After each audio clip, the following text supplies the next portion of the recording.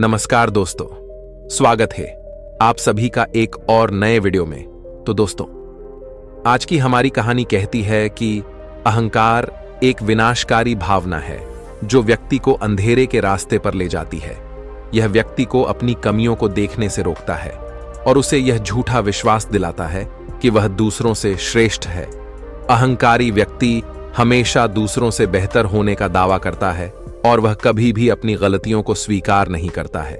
यह अहंकार किसी भी व्यक्ति को दूसरों की सलाह और आलोचना अनदेखा करवाता है।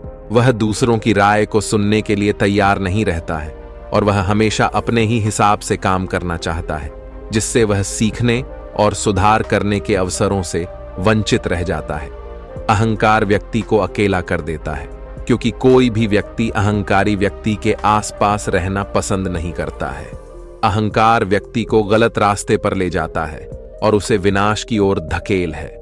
अहंकार के कई रूप हैं। यह अभिमान, घमंड और श्रेष्ठता के भाव के रूप में प्रकट हो सकता है। अहंकार व्यक्ति के जीवन में कई समस्याएं पैदा करता है। यह उसके रिश्तों को खराब करता है और उसे सफल होने से रोकता है।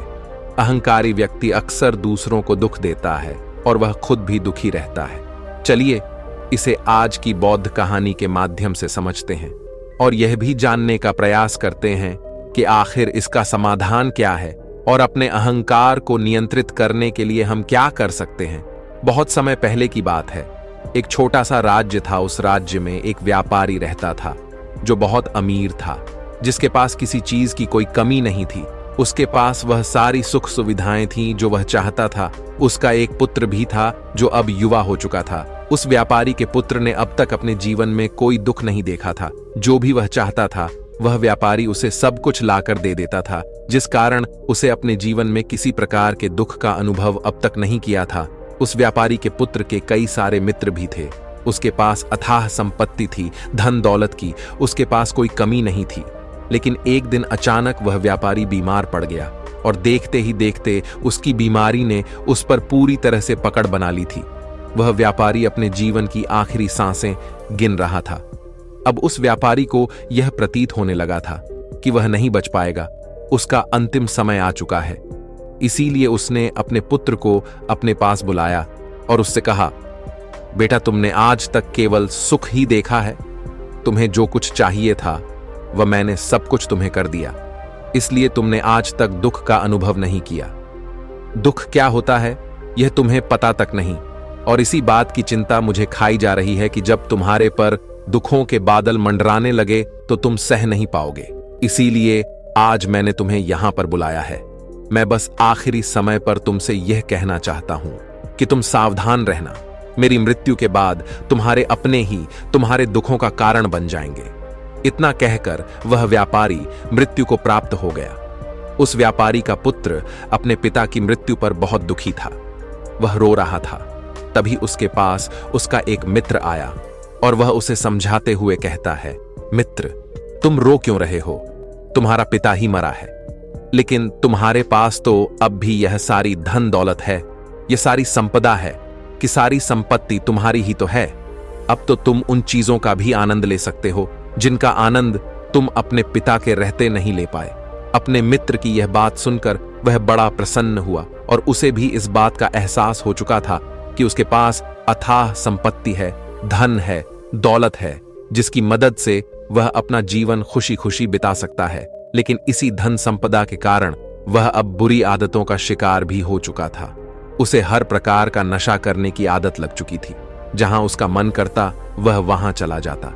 जब भी उसका मन करता वह किसी को भी अपने घर बुला लेता, फिर चाहे दिन हो या रात, जो भी उसका मन करता वह खरीद लेता, क्योंकि उसके पास संपत्ति थी। और तो और उसके पिता का सारा व्यापार भी अब उसी के हाथों में था और अब वह बहुत खुश था। वह अपने जीवन को अपनी मर्जी के हिसाब से जी रहा था। एक दिन उसके मन में ख्याल आया कि पिता ने मुझे बेवजह ही डरा दिया कि लोग मेरा फायदा उठाएंगे, मेरे दुश्मन बन जाएंगे, मेरे दुखों का कारण बन जाएंगे। लेकिन अब तो मैं और भी मजे से जी रहा हूं। मेरे सुख के दिन तो अब आए हैं। मैं आज तक जो नहीं कर पाया था वह सब करने में अब मैं सक्षम हूं। ये सब सोचकर उसकी खुशी का कोई ठिकाना नहीं था। वह बहुत खुश था। तभी एक दिन उस राज्य में एक बहुत बड़ा अस्पताल का निर्माण हो रहा था और इस अस्पताल के निर्माण के समय पर एक घोषणा करवाई गई कि जो भी इस अस्पताल के लिए सबसे अधिक दान देगा उसका नाम उस अस्पताल के एक पत्थर पर स्वर्ण अक्षरों में लिखा जाएगा। जब उसके मित्र ने यह बात सुनी तो वह दौड़ा दौड़ा उसके पास आया और उसे सारी बात बता दी। तब उस व्यापारी के पुत्र ने यह तय किया कि वह अस्पताल को सबसे बड़ा दान देगा और उसने ऐसा ही किया और साथ ही यह भी निश्चित हो गया कि उसका नाम उस अस्पताल के एक पत्थर पर स्वर्ण अक्षरों में लिखा जाएगा। लेकिन जब वह दान देकर वापस घर की ओर लौट रहा था तो रास्ते में उसे एक साधु मिले जो भोजन की मांग कर रहे थे। इस पर वह घमंडी व्यापारी का पुत्र कहता है, तुम जैसे लोग केवल 2 वक्त की रोटी के लिए हमेशा चिल्लाते रहते हो, पता नहीं तुम लोग कहां से आ जाते हो और भगवान तुम लोगों को पैदा ही क्यों करता है। तुम लोग गंदगी हो, तुम्हें जीने का कोई हक नहीं। केवल अपना पेट भरने के लिए 2 वक्त की रोटी के लिए तुम किसी के सामने भी झुक जाते हो। यदि झुकना ही है तो उस ईश्वर के सामने झुको, शायद वह तुम्हारी गलतियों को माफ कर दे और तुम्हें एक अच्छा जीवन प्रदान करे। हो सकता है वह तुम्हें भोजन भी दे दे। वह लड़का उन साधु को खरी खोटी सुनाकर वहां से चला गया। धीरे धीरे उस लड़के के पास उसके मित्रों, सहयोगियों और रिश्तेदारों की संख्या बढ़ने लगी। अब हर कोई उससे बिना पूछे कोई काम नहीं करता था। हर चीज में उसी से पूछा जाता था, जिस कारण उस लड़के को लगने लगा था कि अब मेरे बिना कोई काम नहीं हो सकता, जो भी हूं मैं ही हूं। जिस कारण उस लड़के का अहंकार अब 7वें आसमान पर था। सभी लोगों ने उसका मन जीत लिया था। सब लोग उसके विश्वास पात्र बन चुके थे। उस लड़के के पास अपार धन था, जिस कारण सब उससे जुड़े हुए थे। लेकिन यह बात उस लड़के को समझ नहीं आ रही थी। सभी लोग विश्वास के नाम पर अब उस लड़के से धन उधार लेने लगे थे और वह भी खुशी खुशी लोगों को धन उधार में दे दिया करता है। जो कोई उसे धन उधार लेने आता, वह जितना मांगता वह उससे ज्यादा ही उन्हें दिया करता, क्योंकि वह सभी की नजरों में अपने आप को साबित करना चाहता था। वह अपने आप को महान दिखाना चाहता था। लेकिन धीरे धीरे उसकी बुरी आदतों के कारण अब उसका व्यापार चौपट होने लगा था। देखते ही देखते एक दिन व्यापार में उसे बहुत बड़ा घाटा हुआ। उसका पूरा व्यापार कर्ज में डूब गया। अब वह बहुत परेशान हो चुका था, बहुत चिंतित हो चुका था। उसे यह समझ नहीं आ रहा था कि आखिर यह सब क्या हुआ। मेरे पास तो कुछ समय पहले अपार धन था और आज मेरे ऊपर बहुत बड़ा कर्जा है जिसे मुझे चुकाना ही होगा। तभी उसे उधार दिया हुआ धन याद आया जो उसने अपने मित्रों और सहयोगियों को दिया था, अपने रिश्तेदारों को दिया था। उसने सभी से वह अपना दिया हुआ कर्ज वापस मांगना शुरू किया, लेकिन किसी ने भी उसका दिया हुआ कर्ज उसे वापस नहीं दिया, बल्कि लोगों ने उसे दुत्कार कर वहां से भगा दिया। वे एक एक करके सभी के पास गया, लेकिन किसी ने उसकी कोई मदद नहीं की। देखते ही देखते उसका सब कुछ बिक गया। अब उसके पास कुछ न था। वह सड़क पर आ चुका था। तभी वह यह सोचने लगा कि अपने सुख के दिनों में मैं यह नहीं जान पाया कि मैं अपने शत्रुओं से घिरा हुआ हूं। मेरे पिताजी सही कहते थे कि मेरे अपने ही मेरे दुखों का कारण बनेंगे। पिताजी, आपका धन्यवाद। लेकिन मैं आपकी बातों को समझ नहीं पाया और आज देखिए क्या क्या हो गया। वह सारा दिन यहां से वहां भटकता रहा और सोचता रहा कि अब आगे क्या होगा। वह कैसे खाएगा, कहां रहेगा और कैसे सोएगा। उसे अपने पिता की याद सता रही थी। वह उन्हें याद कर करके रो रहा था। उसकी आंखों से आंसू बह रहे थे। लेकिन अब बहुत देर हो चुकी थी और अब धीरे धीरे उसे भूख भी लग रही थी। तभी उसने सोचा कि मैं उसी अस्पताल पर चलता हूं जहां पर पत्थर पर मेरा नाम स्वर्ण अक्षरों में लिखा गया है। मैं जाकर वहां पर कुछ मदद मांगता हूं। वह वहां पहुंचा और वहां के मालिक से वह कहता है, आपने मुझे पहचाना। मैं वही हूं जिसने इस अस्पताल को सबसे बड़ा दान दिया है और मेरा नाम इस अस्पताल के पत्थर पर स्वर्ण अक्षरों में लिखा गया है। हालांकि इस समय मेरी हालत कुछ खराब है और मेरे पास खाने के लिए भी कुछ नहीं है। क्या आप मुझे कुछ भोजन दे सकते हैं? मैं भूखा हूं, मुझे बहुत जोरों की भूख लगी है। मेरे अपनों ने मुझे धोखा दे दिया है। क्या आप मुझे कुछ भोजन दे सकते हैं? तभी मालिक कहता है, भिखारियों को भोजन इस अस्पताल के बाहर दिया जाता है। अस्पताल के अंदर नहीं जाओ और जाकर बाहर बैठ जाओ। और रही बात तुम्हारे नाम की, तो भिखारियों का नाम अस्पताल के पत्थर पर स्वर्ण अक्षरों में नहीं लिखा जाता। मालिक ने तुरंत ही उस लड़के का नाम अस्पताल के उस पत्थर पर से हटवा दिया और फिर एक बार घोषणा करवा दी कि अस्पताल को जो सबसे बड़ा दान देगा उसका नाम इस अस्पताल के पत्थर पर स्वर्ण अक्षरों में लिखा जाएगा। यह सब देखकर वह लड़का बड़ा हैरान था, बड़ा अचरज में था। वह मन ही मन रो रहा था और सोच रहा था कि जीवन कितना दुखदाई है, जीवन बहुत छोटा है। अब मैंने जान लिया कि पत्थर पर लिखा हुआ नाम भी मिटाया जा सकता है, और यदि पत्थर पर लिखा हुआ नाम मिटाया जा सकता है तो इस जीवन का क्या मोल। यह जीवन भी कभी भी समाप्त हो सकता है। उस लड़के को जोरों की भूख लगी थी। वह अस्पताल के बाहर जाकर एक कोने में बैठ गया। लोग आते रहे और भिखारी को कुछ ना कुछ दान देते रहे, लेकिन वह लड़का, उसकी हिम्मत ही नहीं हो रही थी कि वह भीख मांग सके, और ना ही वह उन भिखारियों में बैठना चाहता था। देखते ही देखते दोपहर से रात का समय हो चुका था, लेकिन अब तक उसे कुछ भी ना मिला था। लेकिन उसकी भूख बढ़ती चली जा रही थी और उसे जोरों की भूख लगी थी। पहली बार उसने अपनी भूख को जाना था, अपने पेट की इस आग के बारे में जाना था, और इस भूख के कारण वह इतना परेशान हो चुका था कि उसने तय किया कि वह अस्पताल से ही कुछ चुरा लेगा और उसे खाकर अपना पेट भर लेगा। जैसे ही वह वहां से उठता है तभी वह साधु वहां पर आ जाते हैं, जिसे उस लड़के ने बहुत खरी खोटी सुनाई थी। वह साधु उस लड़के के पास आकर कहते हैं, बेटा, हम पहले भी मिल चुके हैं। वह साधु भिक्षा से वापस लौट रहे थे। उन्होंने कुछ भोजन उसे देते हुए कहा, यह लो, खा लो, तुम्हें जोरों की भूख लगी होगी। मैं तुम्हें जानता हूं, मैं समझता हूं कि हालात तुम्हें जबरदस्ती झुकाना चाहते हैं, लेकिन तुम लोगों के सामने झुकना नहीं चाहते। लेकिन अगर तुम लोगों के सामने झुकेंगे नहीं तो तुम्हें भोजन भी नहीं मिलेगा। आज तो मैंने तुम्हें भोजन दे दिया है जिससे तुम्हारी भूख मिट जाएगी, लेकिन यह भूख रोज लगेगी। यह पेट की आग कभी नहीं मिटती। इस पर वह लड़का उन साधु से कहता है, जब मेरे पास धन था, दौलत थी, संपत्ति थी, तो मेरे पीछे मेरे मित्रों की, सहयोगियों की, रिश्तेदारों की कतार लगी रहती थी। सभी लोग मेरे शुभ चिंतक थे, लेकिन मेरे ऊपर दुख आते ही वह सब पलट गए। वह सब अब मेरे शत्रु बन चुके हैं। लेकिन तुम, जिसे मैंने इतनी खरी खोटी सुनाई थी, वही मेरे दुख में मेरा सहयोगी बना है। तुम मेरे इस दुख में मेरे पहले मित्र हो, मेरे पहले रिश्तेदार हो जिसने मुझ पर दया की है। मैं तो अपने आप को बहुत बड़ा समझता था, लेकिन देखो इस वक्त की मार ने मुझे कहां से कहां पहुंचा दिया। आज मैं इस बात को अच्छी तरह समझ चुका हूं कि धन से बड़ा कोई मित्र नहीं। इतना कहकर उस लड़के ने भोजन किया और उसने पहली बार भोजन के सुख का आनंद उठाया। उसके हाथ कांप रहे थे।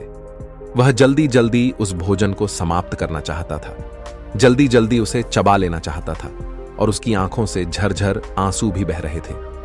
उसे ऐसा प्रतीत हो रहा था मानो आज से पहले ऐसा लजीज भोजन उसने आज तक ना किया हो। भोजन करते वक्त जो अनुभव उसे प्राप्त हुआ, ऐसा अनुभव उसे आज तक नहीं मिला था। तभी वह साधु से कहता है, यह कैसा सुख है, मैं इस दुख में भी इस भोजन के संतुष्टि का अनुभव कर पा रहा हूं। तभी वह साधु कहते हैं, जहां संतुष्टि होती है वहां सुख का अनुभव होता है, लेकिन सावधान, संतुष्टि बहुत खतरनाक भी होती है। जब संतुष्टि हमारी आवश्यकताओं, हमारी इच्छाओं से ऊपर उठ जाती है, तब यह दुख के दर्शन भी हमें कराती है। आज जो भोजन तुम कर रहे हो, ऐसा भोजन यदि तुम्हें पहले प्राप्त होता तो तुम इसे छूते तक नहीं, लेकिन आज इसी भोजन को करके तुम्हें संतुष्टि मिल रही है। लेकिन जब तुम्हारे पास धन था, दौलत थी, तब तुमने इससे भी अच्छा भोजन किया होगा, लेकिन तब तुम्हें संतुष्टि नहीं मिली होगी, वह सुख प्राप्त नहीं हुआ होगा जो तुम आज अनुभव कर रहे हो। लेकिन सावधान, अगर ऐसा ही भोजन तुम्हें रोज मिलता रहे तो तुम और भी अच्छे भोजन की कामना करने लगोगे, और इसी कामना की संतुष्टि के लिए तुम्हारे मन में दुख पैदा होगा, और जब तुम अपने मन की इस कामना की संतुष्टि कर दोगे तो तुम्हें सुख भी प्राप्त होगा, लेकिन यह सुख आएगा और चला जाएगा। और जब तुम्हारे जीवन में इसी प्रकार के भोजन हमेशा आते रहेंगे और जाते रहेंगे तो तुम किसी और कामना, किसी और इच्छा की ओर आगे बढ़ने लगोगे। तब तुम किसी और इच्छा की पूर्ति करना चाहोगे, तुम किसी और इच्छा की संतुष्टि करना चाहोगे, और जब वह इच्छा पूरी नहीं होगी, जब तुम्हें संतुष्टि नहीं मिलेगी, तो तुम्हें दुख होगा, तकलीफ होगी, पीड़ा होगी, और यह श्रृंखला ऐसे ही आगे बढ़ती चली जाएगी। लेकिन जब तुम्हारे पास धन था, दौलत थी, तब तुमने इससे भी अच्छा भोजन किया होगा, लेकिन तब तुम्हें संतुष्टि नहीं मिली होगी, वह सुख प्राप्त नहीं हुआ होगा जो तुम आज अनुभव कर रहे हो। लेकिन सावधान, अगर ऐसा ही भोजन तुम्हें रोज मिलता रहे तो तुम और भी अच्छे भोजन की कामना करने लगोगे, और इसी कामना की संतुष्टि के लिए तुम्हारे मन में दुख पैदा होगा। और जब तुम अपने मन की इस कामना की संतुष्टि कर दोगे तो तुम्हें सुख भी प्राप्त होगा। लेकिन यह सुख आएगा और चला जाएगा, और जब तुम्हारे जीवन में इसी प्रकार के भोजन हमेशा आते रहेंगे और जाते रहेंगे तो तुम किसी और कामना, किसी और इच्छा की ओर आगे बढ़ने लगोगे। तब तुम किसी और इच्छा की पूर्ति करना चाहोगे, तुम किसी और इच्छा की संतुष्टि करना चाहोगे, और जब वह इच्छा पूरी नहीं होगी, जब तुम्हें संतुष्टि नहीं मिलेगी तो तुम्हें दुख होगा, तकलीफ होगी, पीड़ा होगी, और यह श्रृंखला ऐसे ही आगे बढ़ती चली जाएगी। तुम हमेशा सुख के पीछे भागोगे, लेकिन दुख तुम्हारे पीछे यूं ही भागता रहेगा। तुम सुख को पकड़ना चाहोगे तो तुम्हें पकड़ना चाहेगा। इसी प्रकार यह प्रक्रिया यूं ही निरंतर चलती रहेगी। तभी साधु अपने थैले में से एक सोने की थैली निकालकर उस लड़के के हाथ पर रख देता है। तभी वह लड़का उस साधु से कहता है, हे महाराज, आपके पास इतना धन कहां से आया? आप तो एक वैरागी हैं। तभी वह साधु उस लड़के से कहता है कि यह धन तुम्हारा ही है। उस दिन जब तुम मुझे खरी खोटी सुनाकर अपने घर की ओर आगे बढ़ रहे थे, तभी तुम्हारी जेब से यह सोने के सिक्कों से भरा हुआ थैला नीचे गिर पड़ा, और मैंने इसे उठाकर अपने पास रख लिया, ये सोचकर कि जब तुम मुझे मिलोगी तब मैं इसे तुम्हें लौटा दूंगा। लेकिन उस दिन के बाद से आज तुम मुझे मिले हो, इसलिए मैं तुम्हें इसे लौटा रहा हूं। ले लो, यह तुम्हारा ही है। इस पर वह लड़का कहता है, हे महाराज, इसी धन के लिए तो मुझे मेरे मित्रों ने, मेरे सहयोगियों ने, यहां तक कि मेरे रिश्तेदारों ने भी मुझे धोखा दिया।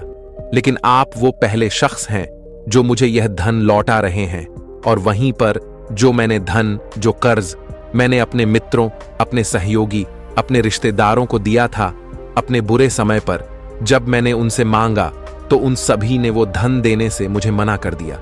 कईयों ने तो मुझे खरी खोटी सुनाकर अपने घर से धक्के मारकर निकलवा दिया।